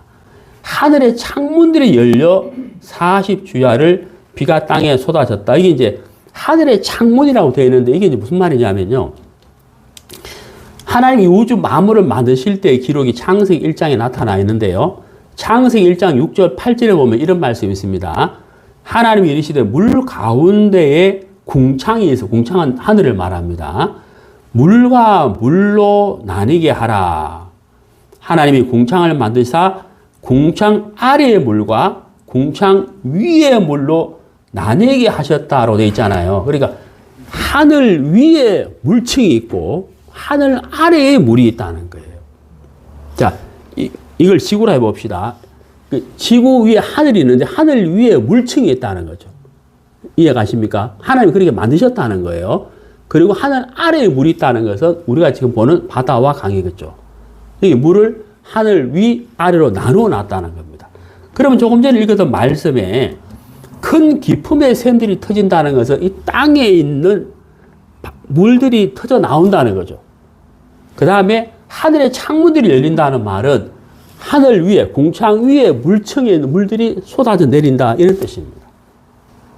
노아의 홍수의 물은 바로 하늘 위에 있는 물과 땅에 묻혀있던 물들이 올라와서 그 홍수를 만들어냈다는 것이에요. 자, 8장 1절 봅니다. 하나님이 노아와 그와 함께 방주에 있는 모든 들짐승과 가축을 기억하사 하나님이 바람을 땅 위에 불게 하심에 물이 줄어들었고 7째 달 곧 그 달 11의 날에 방주가 아라랏산에 머물렀다. 이 8장 내용은 홍수의 심판이 끝난 다음의 상황을 기록하고 있는 거죠. 예, 홍수가 끝난 다음에 그 물이 줄어들었다. 하나님이 바람을 불게 하셔서 물을 줄게 하셨고 그 다음에 방주는 아라랏산에 머물렀다 이렇게 되어 있잖아요. 자, 이 말씀이 사실이라면 홍수의 흔적이 있어야 되고, 방주가 아라산에 머물렀다고 했으니까 방주가 아라산에 있어야 되는 거예요. 그게 아니라면 이 말씀은 거짓이다. 예. 믿음은 대상이 온전해야 된다 그랬잖아요. 그 대상이 온전하면 믿을 수가 없다는 거거든요. 이게 거짓이라면 성경은 거짓이고, 성경이 거짓이면 하나님이 살아계시지 않는다는 이야기가 되는 겁니다. 자, 이걸 그림으로 표현해 봤습니다. 자, 여기 보시면, 자, 여기, 자, 비가 며칠 동안 왔다고요? 40일 동안 왔다는 겁니다. 이걸 날짜별로 계산해 보면, 홍수 기간은 364일, 방주 안에 있었던 기간은 371일입니다. 예. 방주에 들어간 날은 2월 11일, 예. 비가 내린 날은 2월 17일. 그래서 홍수 기간은 총 364일입니다. 그래서 150일 동안 비가 40일 동안 오고 이 땅에 물이 150일 동안 창일했다. 물이 지구를 덮었다 이 말입니다. 예, 덮었다는 거죠. 그리고 150일이 지난 다음에 물이 감해지기 시작했어요. 조금 전에 성경 읽었잖아요. 하나님이 바람을 부셔서 물을 감하였고, 이 150일 동안 물이 서서히 이제 감해지기 시작했다는 거죠. 그래서 2월 17일 날 비가 와서 그 다음에 1월 1일 날 땅이 마르기 시작했다는 거죠. 예. 그래서 이해가십니까? 요거 이제 말씀을, 제가 조금 읽었던 말씀을 그림으로 이렇게 표현을 했습니다. 자, 이제 이게 그림인데요. 자, 지구에 많은 사람이 살고 있는데, 하늘 위에 물층이 있다 그랬잖아요. 그 물층이 땅으로 이렇게 내려왔다는 것을 표현한 것인데, 자, 여기 물층이 있잖아요. 지구를 둘러싸고 있는 물층이 있습니다. 이게 물층이 지구를 이렇게 보호하고 있기 때문에 이때는 추위와 더위가 없었고, 지금 말하는 남극과 북극도 없었습니다. 비닐하우스 안에 온도가 일정하듯이 이 물층으로 말미암아 지구의 온도가 일정했다는 거예요. 온난한 기후였다는 거죠. 예. 근데 이 물층이 없어지면서 노아의 홍수 때 물층이 땅에 내려왔잖아요. 홍수를 이루었잖아요. 그래서 추위가 생기고 더위가 생겼는데 참 놀라운 것은 여기 보십시오. 여기 보시면 여기 홍수 사건인데 홍수 이전에 사람들의 수명을 보십시오. 930세, 그죠? 969세, 950세잖아요. 근데 여기 보십시오. 갑자기 사람의 수명이 239, 175, 140, 170 이렇게 되잖아요. 사람의 수명이 어떻게 됩니까? 예, 줄어들잖아요. 무엇을 기점으로요? 예, 홍수를 기점으로 사람의 수명이 줄어든다는 거죠. 자, 그 이유가 뭘까요? 예, 바로 지구를 둘러싸고 있던 보호하는 물층이 홍수로 내려왔기 때문에 보호하는 물층이 없어졌기 때문에 노아의 홍수를 기점으로 해가지고 사람의 수명이 단축 줄어들었다는 거죠. 예.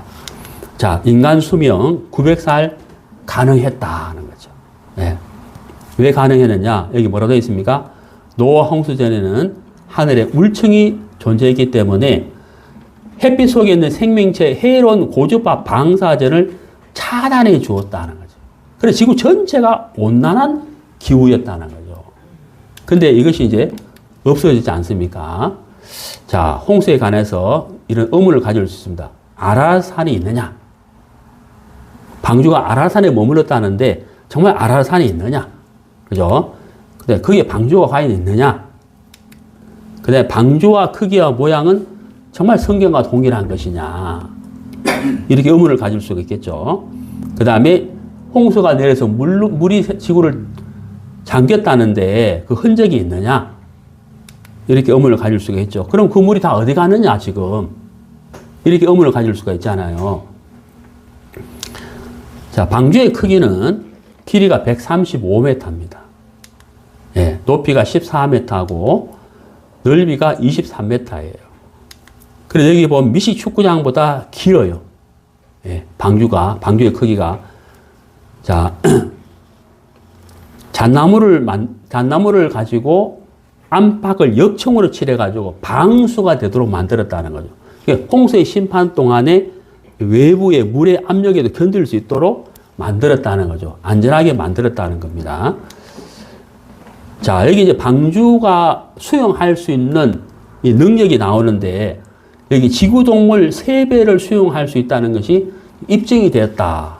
과학적으로 입증이 됐다는 거죠. 예. 농구장의 20배. 예.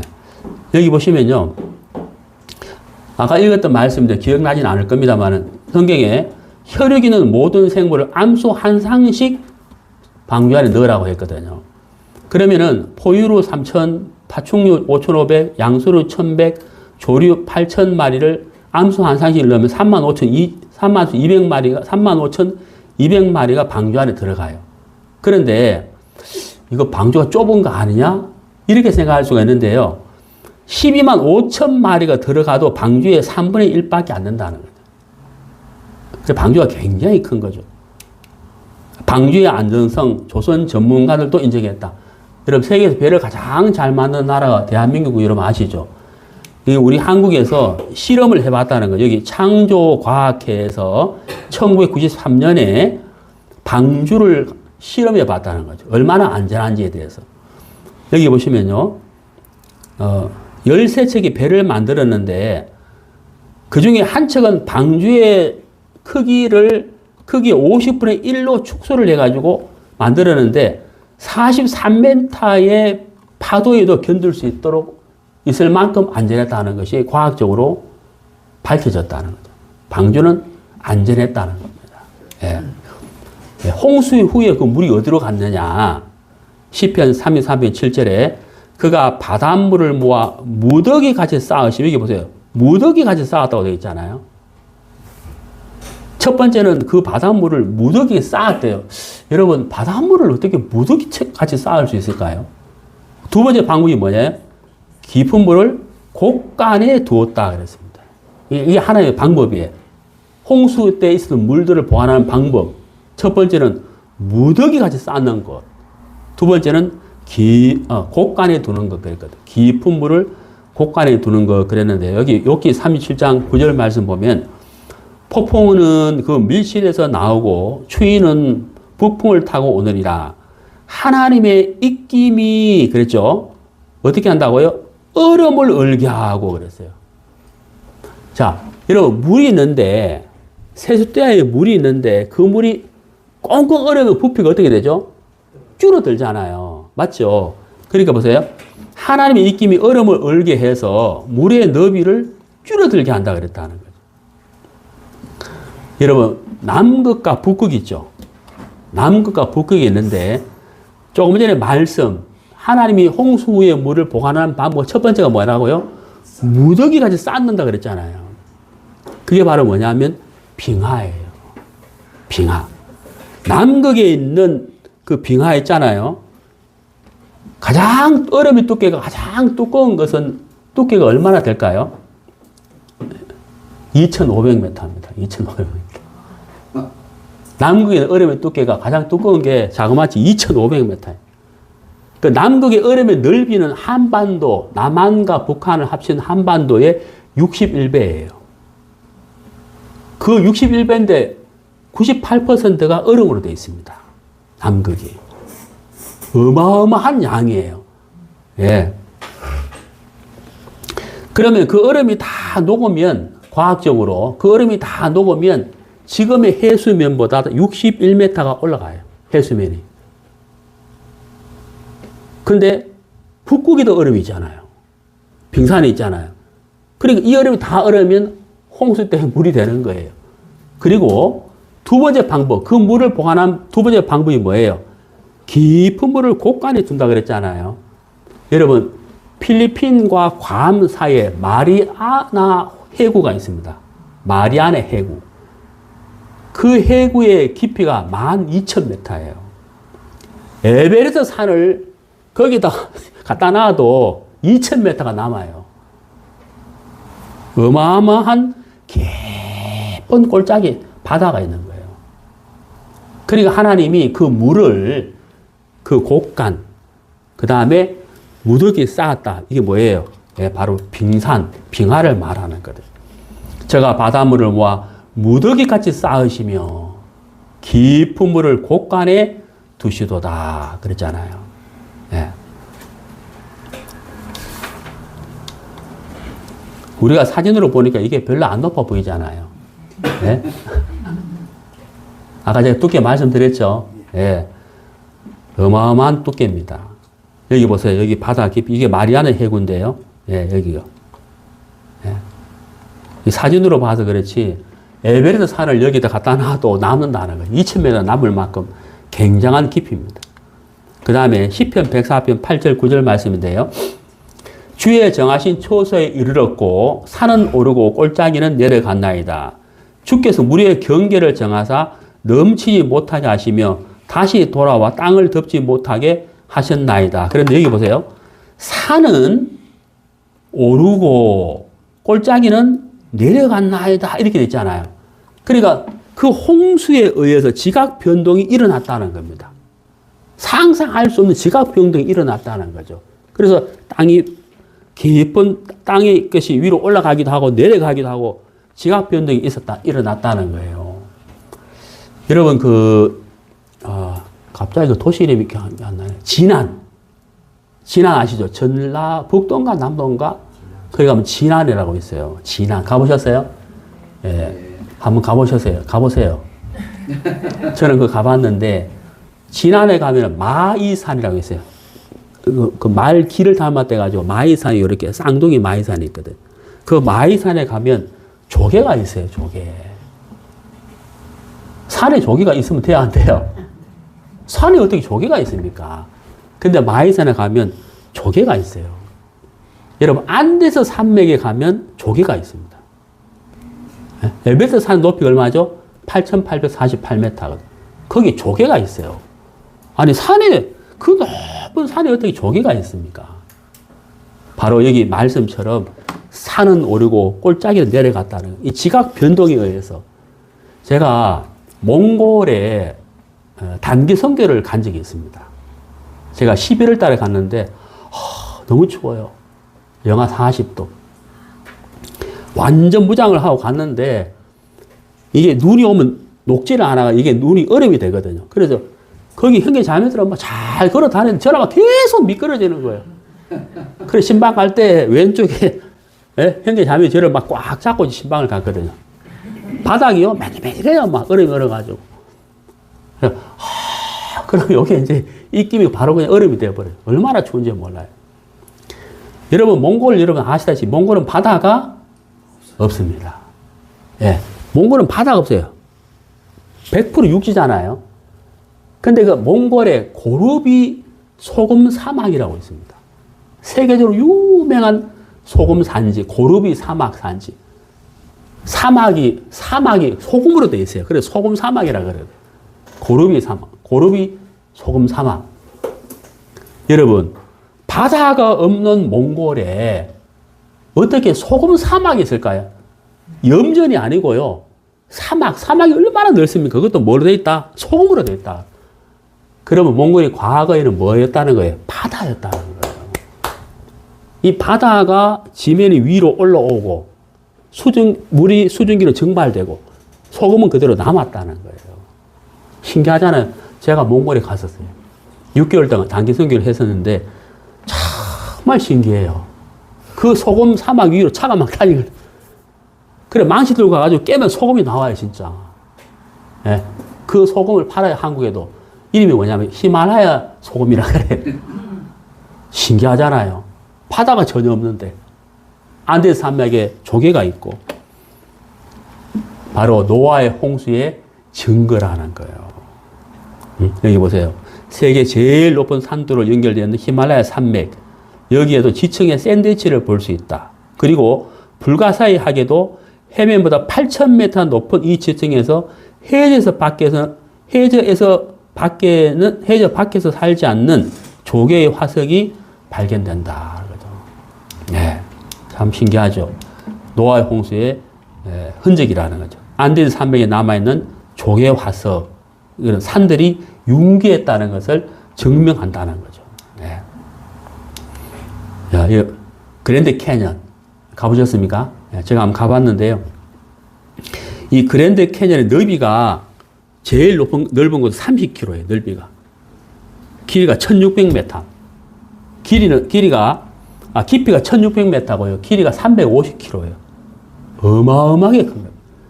근데 여러분, 여기에 이 땅이 깎여 있잖아요. 이 땅이 어떻게 깎여 있습니까? 급격한 홍수의 물이 쫙 지나가면서 깎인 건데, 이 땅이, 이 흙을 보시면 여러분, 다 자세히 안 보이는데 이게 퇴적층이에요. 퇴적층. 지구의 흙의 75%가 퇴적층입니다. 퇴적층이 뭘 말하는 겁니까? 물이 쫙 흘러가면 흙이 실려오잖아요. 그 흙이 어때요? 겹겹이 쌓인다, 샌드위치처럼. 겹겹이 쌓인다는 걸 말하거든요. 퇴적층. 그게 바로 홍수의 증거예요. 네. 지구 땅의 75%가 퇴적층이라는 거죠. 그게 홍수의 흔적이다 하는 것입니다. 자, 여기 보세요. 이게 아라라산입니다. 아라라산인데, 자, 7월 곧 그달 17일에 방주가 아라라산에 머물렀다. 창세기 8장 4절에 기록되어 있는데, 실제 이 아라라산이 있습니다. 예, 여기 보시면, 터키, 지금 터키라고 안 하죠. 예, 터키, 하여튼 뭐, 그냥 터키라고 하겠습니다. 발음이 안 되네. 아니, 터키에 이 아라라산이 있어요. 여기 보시면 1차 대전 중에 러시아 공군기가 배의 잔액을 목격했다고 주장을 했는데요. 자, 여기 보세요. 여기 아라라산에 있습니다. 여기 아라라산. 여기 터키의 오른쪽, 여기가 아라라산에 높이가 5,165m입니다. 네. 여기 아라라산. 네. 자, 얼음 속에 방주가 묻혀 있다. 이렇게 되어 있죠. 자, 영상을 한번 보시겠습니다.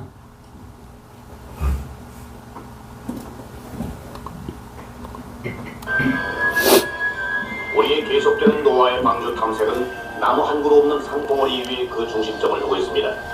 이곳은 이란과 옛 소련 제국의 경계선이죠.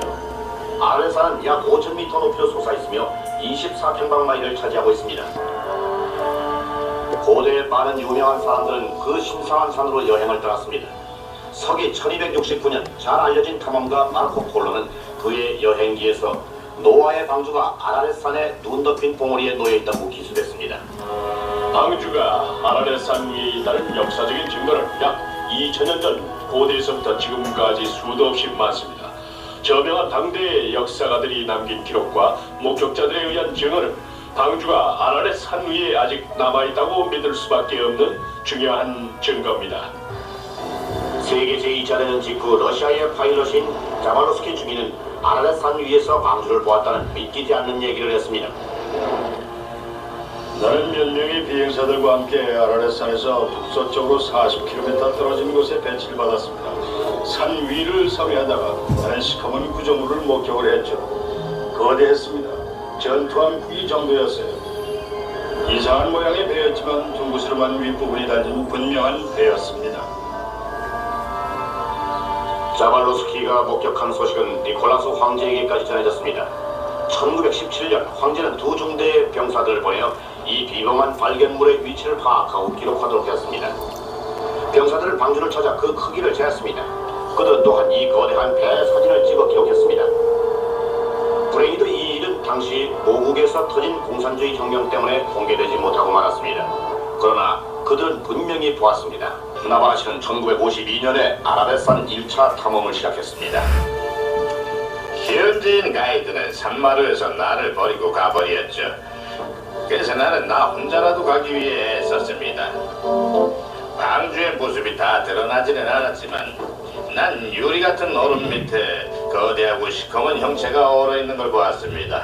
그때 난 다시 돌아와서 그것이 뭔지 밝혀내리라고 생각했죠. 나바라시는 1955년 7월에 그의 어린 아들 라파엘을 동행하여 돌아왔습니다.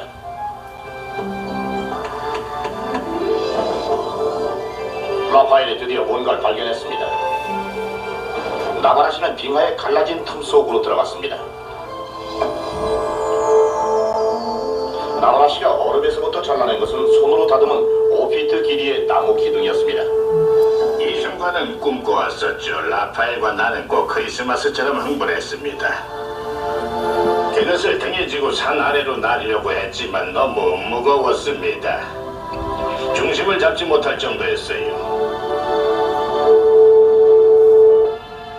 나와라 씨는 자신이 찾아낸 손으로 다듬어진 나무를 3개의 다른 연구실에 보내 검사했습니다.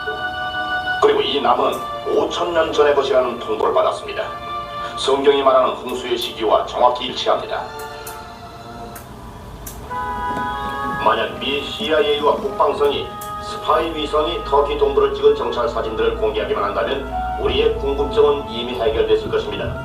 그렇다면 왜 공개하지 않는 걸까요? 우리 정부가 노아의 방주 지역의 사진과 인공위성 사진을 가지고 있다는 것이 알려져 있지만 정부는 공개하지 않으려 할 것입니다. 만약 공개하면 우리의 스파이 기술이 어느 정도 수준에 왔는가도 드러나게 될 테니까요. 아후라 협곡의 금방이라도 무너질 듯한 상복 끝에 두 번째 장소가 있습니다. 바로 이곳에 방주의 나머지 조각난 부분이 빙하를 뚫고 나와 있으며 날씨가 좋을 때는 분명히 보이기도 한다고 전문가들은 말합니다. 바로 이 장소에서 몇 년 전 네덜란드 텔레비전 일행들이 우주인 제임스 어윈과 여행을 왔다가 경이로운 사진을 찍었습니다. 우리는 어윈과 함께 비행기를 타고 아라렛 산 뒤를 날고 있었는데 아우라 협곡 주위를 날다가 우리는 눈 덮인 산 정상에 돌출되어 있는 어떤 물체를 보았습니다. 그것은 마치 노아의 방주처럼 보였습니다. 우리는 몹시 흥분했지만 비행 시간이 다 돼서 기지로 다시 돌아가야만 하였습니다. 하지만 우리 중 몇 사람은 이것이 분명 노아의 방주일 거라고 확신을 했습니다. 그래서 맨 마지막 탐사길에 올랐을 때 우리는 터키 정부로부터 모든 허가를 받았고 마침내 우리는 그날 오후 노아의 방주를 보았습니다. 모든 목격은 아호라 협곡 위의 아라렛산의 북쪽에서 이루어졌습니다. 이들 목격자들의 증언에 깊은 인상을 받지 않을 수 없습니다. 그들은 생존하고 있으며 그들의 얘기를 증명해 보일 수도 질문에 답할 수도 있습니다. 그들 모두는 반세기에 걸쳐 각기 다른 시간에 산에 올랐지만 그들의 얘기는 놀라울 만큼 똑같습니다. 이제껏 우리는 20세기의 민간인과 군이 공중에서 노아의 방주를 목격한 예들을 보았습니다.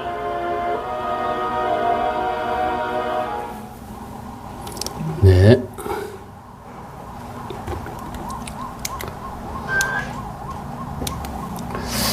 네, 마무리를 해보겠습니다. 요한복음 1장 1절에 이 말씀이 곧 하나님이시다 그랬습니다. 오늘 우리가 성경이 과학적인지 아닌지를 살펴보았는데요. 성경은 곧 하나님의 말씀입니다. 우리가 하나님을 믿는다는 것은 이 말씀을 믿는 것이거든. 이 말씀을 통해서 하나님을 알고 믿게 되는 것입니다.